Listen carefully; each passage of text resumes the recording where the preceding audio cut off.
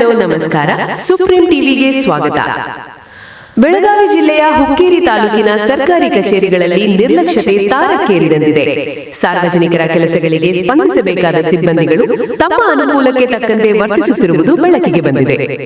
ಹೌದು ವೀಕ್ಷಕರೇ, ಹುಕ್ಕೇರಿ ತಹಶೀಲ್ದಾರ್ ಅಧೀನದಲ್ಲಿರುವ ಕೆಲವು ಸರ್ಕಾರಿ ಕಚೇರಿಗಳಲ್ಲಿ ಸಿಬ್ಬಂದಿಗಳು ಸರಿಯಾದ ಸಮಯಕ್ಕೆ ಹಾಜರಾಗದೆ ತಮ್ಮ ಮನಬಂದ ಸಮಯಕ್ಕೆ ಕೆಲಸಕ್ಕೆ ಬರುತ್ತಿರುವ ಘಟನೆಗಳು ಸಾಮಾನ್ಯವಾಗಿದೆ.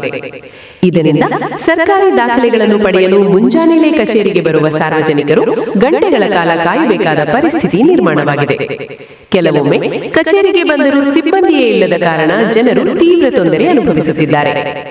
ಇನ್ನೂ ಆಶ್ಚರ್ಯಕರ ಸಂಗತಿ ಏನೆಂದರೆ, ಈ ನಿರ್ಲಕ್ಷ್ಯತೆ ಮೇಲಾಧಿಕಾರಿಗಳ ಗಮನಕ್ಕೂ ಬಂದರೂ ಯಾವುದೇ ಕ್ರಮ ಕೈಗೊಳ್ಳದಿರುವುದು ಸಾರ್ವಜನಿಕರ ಆಕ್ರೋಶಕ್ಕೆ ಕಾರಣವಾಗಿದೆ. ಯಥಾ ರಾಜ ತಥಾ ಪ್ರಜೆ ಎಂಬ ಮಾತಿನಂತೆಯೇ ಹುಕ್ಕೇರಿ ಸರ್ಕಾರಿ ಕಚೇರಿಗಳ ಕಾರ್ಯವೈಖರಿ ಕಂಡುಬರುತ್ತಿದೆ. ಈ ಹಿನ್ನೆಲೆ ಸಾರ್ವಜನಿಕರು ಜಿಲ್ಲಾಡಳಿತವನ್ನು ಗಂಭೀರವಾಗಿ ಪರಿಗಣಿಸಿ ಸೂಕ್ತ ಕ್ರಮ ಕೈಗೊಳ್ಳಬೇಕೆಂದು ಆಗ್ರಹಿಸಿದ್ದಾರೆ. ಮುಂದಿನ ದಿನಗಳಲ್ಲಿ ಇಂತಹ ಘಟನೆಗಳು ಮರುಕಳಿಸದಂತೆ ಕಟ್ಟುನಿಟ್ಟಿನ ನಿರ್ಧಾರ ಕೈಗೊಳ್ಳಲಾಗುತ್ತದೆಯೇ ಎಂಬುದನ್ನು ಕಾದು ನೋಡಬೇಕಾಗ.